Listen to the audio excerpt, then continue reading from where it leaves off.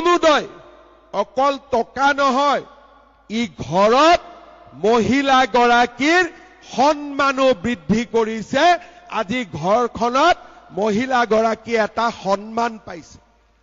সেইকাৰণে অৰুণোদয় আমি দান আৰু অনুদান বুলি নকওঁ, আমি অৰুণোদয়ক মহিলাৰ সন্মান আঁচনি বুলি কওঁ। কাৰণ ই ঘৰখনত মহিলাৰ সন্মান বাঢ়িছে। আৰু ঘৰত যেতিয়া মহিলাৰ সন্মান থাকে, ঘৰুৱা কাজিয়া পেচাল কমি যায়, ল'ৰা ছোৱালী শিক্ষিত হয়, সমাজখন আগবাঢ়ি যায়। যোৱা 5 বছৰত আমাৰ অসমত মহিলাৰ বিৰুদ্ধে হোৱা অপৰাধ কমিছে, অভিযোগ কমিছে।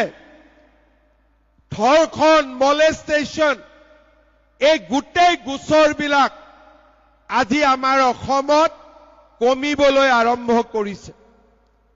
কিহৰ কাৰণে?